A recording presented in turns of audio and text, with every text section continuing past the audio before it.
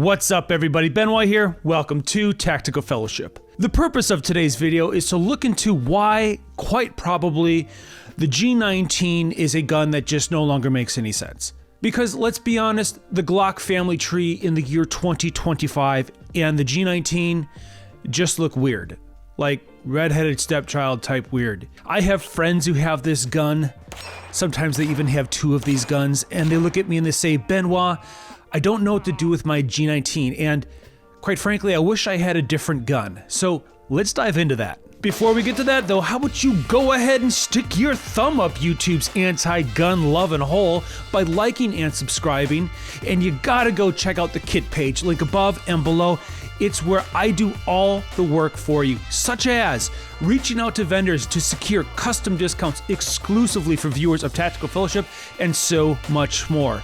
So be sure to check out that kit page. And to Taco Bet, we all have a ginger in our lives that we love, just like we all have a G19 in our lives that we love. All right, so the biggest reason why the G19 no longer makes any sense to me is the introduction of the 43X, which took territory previously belonging to the G19, annexed it, terraformed it, and in the process borderline rendered the G19 obsolete. I think the 43X did something that the 43 didn't, which is why the G19 still maintained a degree of relevancy during the G43 era. The 43X took the subcompact G43 and added a 1/4 inch of length, 3/4 inch of grip, and found a width between the 43 and 19. We're only talking like 1/8 of an inch here, but it created a completely new Glock category, the slightly compact category, which was still as concealable as the 19, yet still highly shootable like the 19, because the 19 is a good shooting gun, which is why my G19 is always ready to go, but truthfully, I just never carry it anymore. I keep telling myself it's my cold weather gun. Once I have bulky layers and I'm bulked up, I'm gonna slide that bulky gun into my waistband. It's just that I never do it. Once you get used to the smaller footprint and the weight difference of the 43X, you never really go back. It seems to me to pick a G19 over a 43X would be like picking a G26 over a G43. Like, why would you ever do that?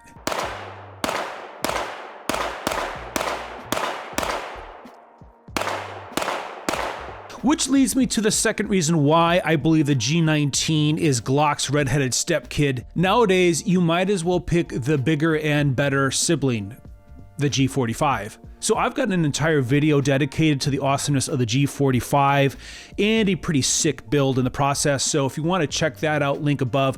I'm not going to dive into all of its uniqueness here, but let's circle back for some closing arguments why it's the 45 over the 19, and I'll land the plane. Because sure, the G19 does do better as a duty or a competition gun when compared to the 43X, simply because it's beefier and whatnot, and capacity if you're not using shield mags.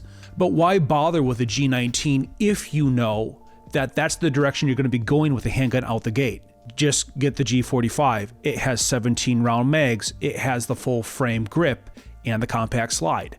Speaking from just a little bit of experience here, I used my G19 for a season of multi-gun competition, and quite frankly, it performed well. It was a good gun for that. But I am using a G45 now, and I like it better. Hitting the full grip when drawing from holster makes a big difference for me. And that's why with 43Xs and G45s flooding the market, the G19 just doesn't stand out as heir apparent to anything that those guns can't do better. So I might be right about this.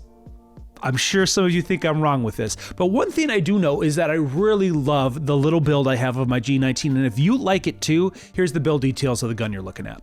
All right, let's work this thing from front to back. We're going to start with a PMM comp on the front. It's Parker Mountain Machines micro barrel and comp combo. This comp is built like a tank, satisfactory compensation. It is a slightly more difficult and it is a slightly more permanent install. I would say you don't need to be a graduate from MIT to get this onto your gun, but you need to be the kind of guy that feels confident replacing an electrical outlet in your house. If you're not, I would go ahead and send your slide to Parker Mountain Machine to have them install it professionally.